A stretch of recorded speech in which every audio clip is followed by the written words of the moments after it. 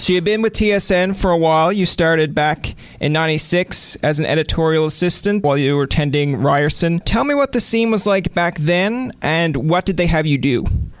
It was awesome. It was we were in a different building. We were in North York. Here we're in beautiful downtown Scarborough.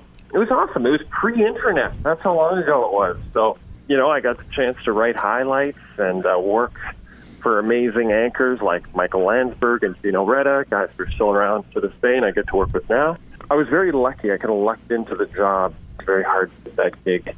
So, yeah, very grateful I got to do that. And you're still working with some of those great people today as well.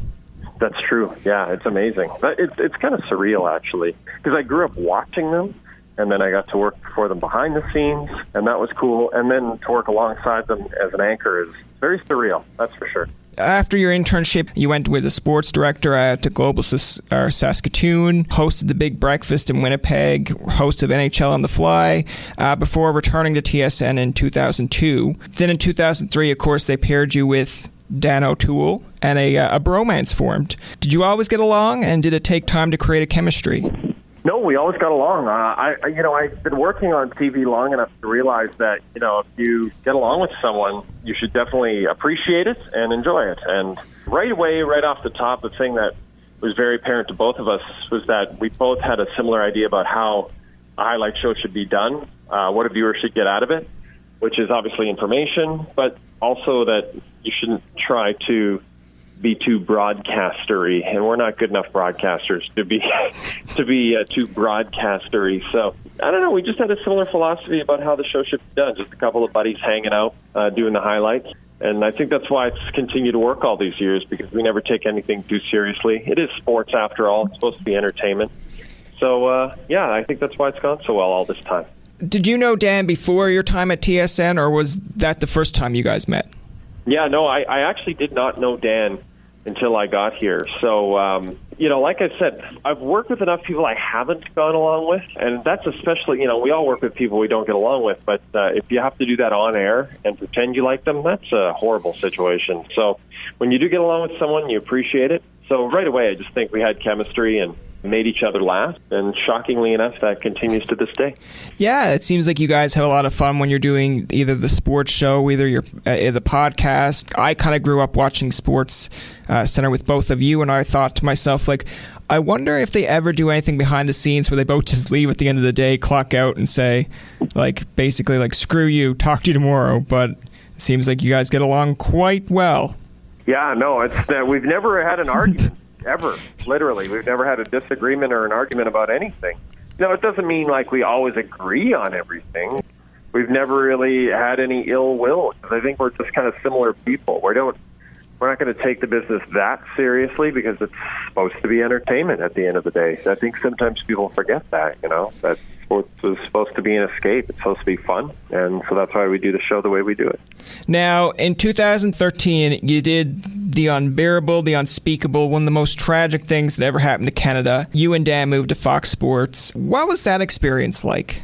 Amazing. It was a really fun time down there. We met amazing people, and Fox is a fun place to work. The station itself wasn't the best fit for us. I think anyone who would have gone to that station in the beginning would have had a hard time. And by the time we left, we were the last originals there. There was no one else left. It was, every startup station has growing pains, and this is no different. In the course of the 5 years that the network's been in existence, they've kind of revamped programming about 5 different times. So even the time we were there, they changed the format of our show at least 3 times. So, it was a kind of a tough time to be at the network, but the actual day-to-day experience was unbelievable. We were on the Fox lot in L.A., working with amazing people. And living in L.A. doesn't suck, The weather's good. People are friendly, so wouldn't change it for the world. It was a blast. And now I don't mean with any of this as being a shot at you or Dan, but what do you think just the difference in a Canadian audience and an American audience? Because the Canadian audience eats up the littlest hobo references, the nonchalant kind of carry-on approach, but I don't know if the U.S. audience really caught on to it. Now, you feel free to disagree with me, but do you think there's a big difference in that?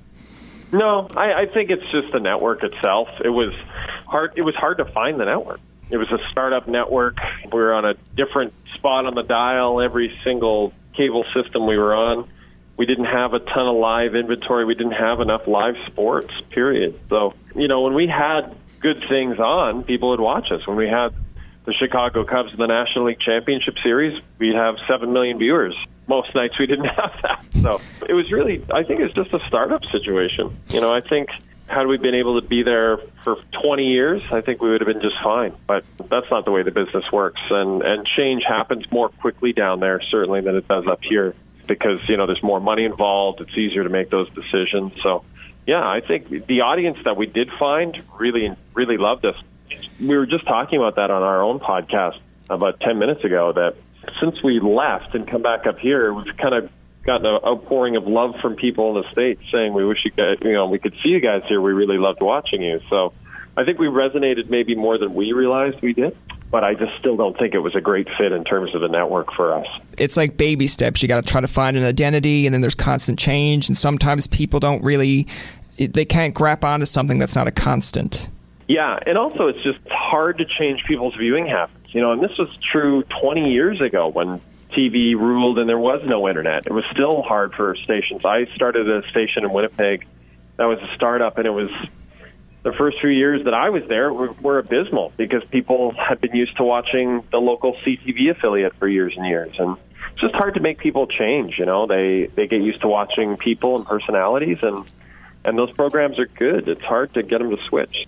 People are thrilled, of course, that you're back, but what's your favorite part of being back at TSN? I think it's feels like home. To borrow a cliche, it's kind of where we belong. It's a place that gives us tremendous freedom, trusts us.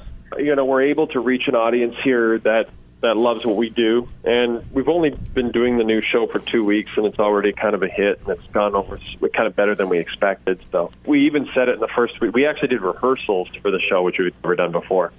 And I think the first week of rehearsals felt better than anything we'd done in a long time. So I think we knew right then that we had made the right decision coming back. That's kind of surprising that was like the first time you guys have done rehearsals, because it seems like you guys have you're well prepared. And on that segment of going home, as soon as you said that, I was thinking of you were probably riding from LA to Toronto with Michael Bublé's Home in the background while you were driving. I've never heard that song. Come on. The Boobs, but I've never heard that tune. Now, of course, I love your clips that you used on the show. Littlest Hobo, Did James Duthie Show Up to Work? The old kind of sports music setup where people realize that you and Dan actually switch spots when you're doing your setup. Who comes up with this stuff? It's a little bit of us.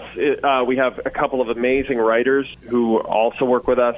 And it's kind of a collaborative effort for the most part. We have an amazing crew, and everyone kind of has the same sort of philosophy about the show. We want to make people laugh and entertain people. We know that this information that we're giving you on the show can be had elsewhere. So, we've always said we got to be an entertaining show. We've got to give you a different reason to tune in. And I think now more than ever, because we have more freedom to do this kind of stuff comedically, we're able to do the exact show we always wanted to do. The other thing I have to mention here, too, just from a person who kind of likes reading sports books, I've read James Duthie's book, or 2 books. You've also got 2 books your own, Anchorboy and Number Two. What prompted you to write these? Because one, when I'm reading, I guess it was Number Two, you kind of get into about how you intern at Much, how you were kind of a bit of a prankster. And then with the first one that you written, it seemed a little bit more of career-based. So what prompted you to write these 2 books? Someone approached me and said, I think you should write a book. And that was pretty much it. And I always wanted to write one. I don't know if I thought I would write one this young. Not that I'm young, but I'm young probably to write a book about my career. And I don't know if I was ready to do that, but it was fun. I enjoyed it. It's hard work, though. I will say that. Writing the 2 books was the hardest I've worked in a long time. I have a new appreciation for, prolific authors who turn out, like a different novel every year. That's incredible to me. But I enjoyed it, and it was, both books were bestsellers and went on a national book tour, and thousands of people showed up. It was amazing to me, and it was truly gratifying, to realize that many people appreciate what you do. And so it was a great experience. I don't think I'll write another one because I think I've said what I have to say for now. So maybe when I retire in 20 years, I'll put pen to paper again. But I think for now, I'm good. No, I really enjoyed reading them. Like, I was surprised because, and I don't mean that in a bad way. I mean, I read James Duthie's book, his second one, and I was like, okay, this is kind of about his career, kind of gets personal. And then when I read your number two first, which technically I should read the first one first, then the second one, but I kind of like you got into a bit of your childhood, and like, you know, what my imagination of a childhood for like a sportscaster is like, oh, they're very clean, they're very they don't get into shenanigans. But when I remember one story that's really stuck out was, I guess a friend was coming into town, you made a phone call in a different voice, the cops, or like her parents called the cops, and I was thinking, like, this sounds like something that I would do, and it sounds so relatable that a lot of people get in trouble for. That's just miscommunication. Yeah, and it was small town living, you know. You grow up in a small town, and, you know, you're probably going to get hauled into the cop station at some point. so yeah, it was, no, I was very glad that people could relate to the story. You know, basically I was just a kid who grew up on the prairies and lucked out into a dream job. So continue to enjoy it to this day, that's for sure. And I got one last question that I'm going to ask is, you know, the NHL season is coming up. Everyone loves NHL highlights in Canada. What can we expect from the Jay and Dan podcast and show now that the NHL is back as well? Well, we're excited because, you know, obviously in the States, we did not get to cover hockey extensively. We knew it wasn't as popular. We didn't realize how little popularity it has down there, unfortunately. Obviously, in Canada, we love the sport. We're obsessed with it. Believe it or not, I'm even excited about doing preseason highlights. So that'll be great. And then the podcast itself won't change that much. We're even going to have, you know, we had our award-winning sound engineer who worked at Fox with us. Jim Mitchell was with us through the whole run at Fox. And he's going to come on with us every week. So we're going to, you know, the thing with all of our shows is we try to keep a sense of continuity. We don't want to change things too much. We just tweak them a little bit here and there. That's going to do it for this episode of Tobin Tonight. Our thanks to Jay Onrait for coming on the show. Remember, you can find past, present, and future episodes on TobinTonight.com, Spotify, and iTunes. Follow us on Twitter, like us on Facebook, and leave a comment or two. For Tobin and myself, this is Jacob saying, thanks for listening, and good night.